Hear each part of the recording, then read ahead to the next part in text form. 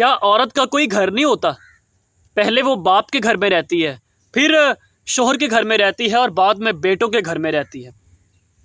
लेकिन हकीकत ये है कि कोई घर औरत के बगैर घर नहीं होता। जिस घर में फ़कत मर्द रहते हो ना, उस घर में मोहल्ले के अफराद जाना पसंद नहीं करते, अजीज़ो वक़ार जाना पसंद नहीं करते उस घर में। उस मकान को घर का दर्जा किस वजह से मिलता है, या फिर उस ईंटों के बने मकान में मोहब्बत, अपनायत और मुस्कुराहटें कौन शामिल करती है? ये हक़ फ़कत औरत को है। कोई घर औरत के बगैर घर कहलाने के लायक नहीं है, काबिल नहीं है।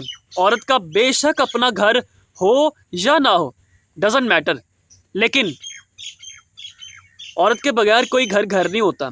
औरत के बगैर घर सुनसान होता है, मोहब्बत नहीं होती, अपनायत नहीं होती, और उस घर में ऐसा लगता है कि कोई है ही नहीं, कोई ऐसी शख्सियत ही नहीं है जो इस घर को संभाल सके।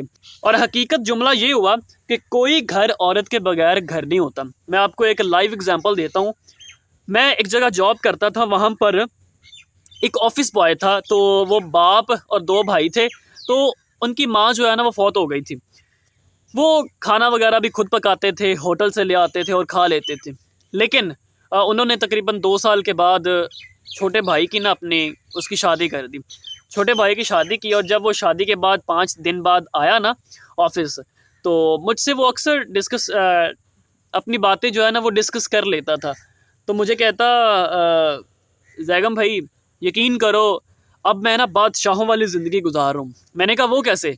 कहता, जैगम भाई पहले खुद जाना, खुद पकाना, और या फिर होटल पे जाना, वहाँ पर रोटियाँ बनवा के लानी, सालन घर में बनाना। लेकिन अब यकीन करे, बादशाहों वाली ज़िंदगी गुजारता हूँ, जाके सिर्फ बेड पर बैठ जाता हूँ और मेरी जो भाभी है वो लाकर मुझे रोटी देती है, चाय देती है, और यानी कि मुझे खाना शाना, मेरे कपड़े इस्त्री, यानी कि पूरी मेरी बादशाहों वाली इज्जत करती है। तो यकीन करें, वो बड़े खुशी से, बड़े फ़ख्र से मुझे बता रहा था, और उसके अल्फाज थे कि जैगम भाई वाकई ही कोई घर घर नहीं होता जब तक उस घर में खूबसूरत औरत ना हो।